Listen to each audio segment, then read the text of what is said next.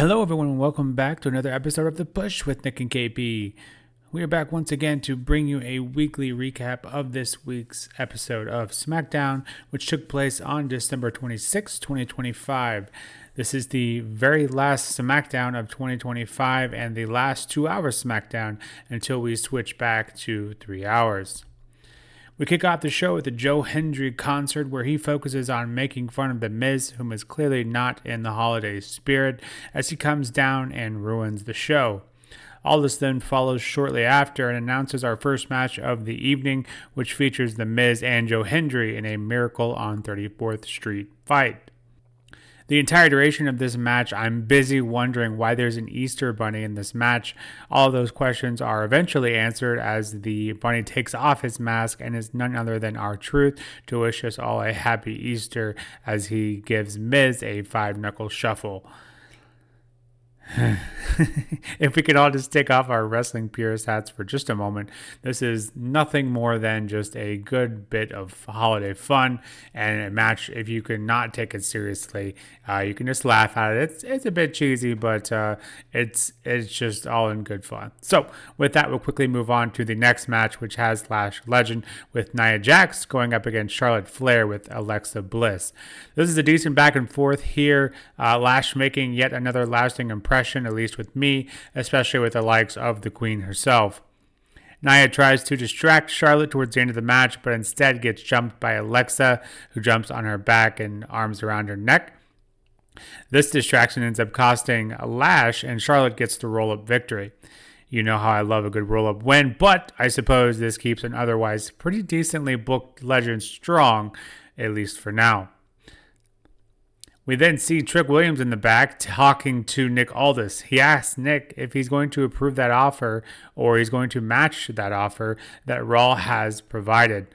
Cody then interrupts before he can respond, and as he's trying to figure out where Drew is in his efforts to apologize to hold up his end of the bargain we saw last week. Trick isn't taking the interruption lightly and lists off his accolades and then tells Cody if Aldis makes the right choice, he better hold on to that title real tight.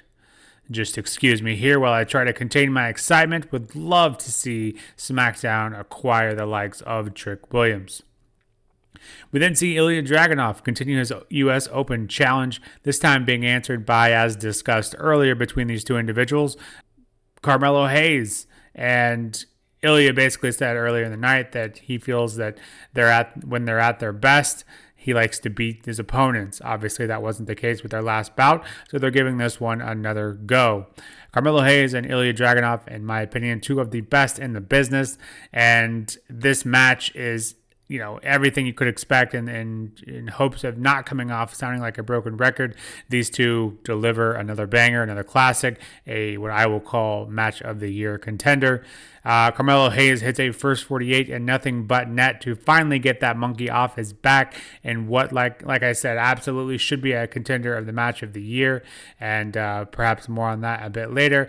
This has to be, there's not much I can say about this that I feel like I don't say when I see an Ilya and Carmelo Hayes match every single time. They just deliver every single time, and this match is no exception. And we have a new U.S. champion, Carmelo Hayes, finally proving, at least on the main roster, that he is him. So, big weight lifted off his shoulder after not having amounted to near as much as he probably should have, at least in most of our eyes. This is an incredible match and a fantastic outcome. Now, we'll have to wait and see if we'll continue these open challenges. With Carmelo being a face, I imagine they will, but I am a bit conflicted as well because eventually WWE is going to have to learn how to book this title well without actually, having the open challenges every week, right? But regardless, excited to see Carmelo Hayes hold that title and excited to see what he can do with it.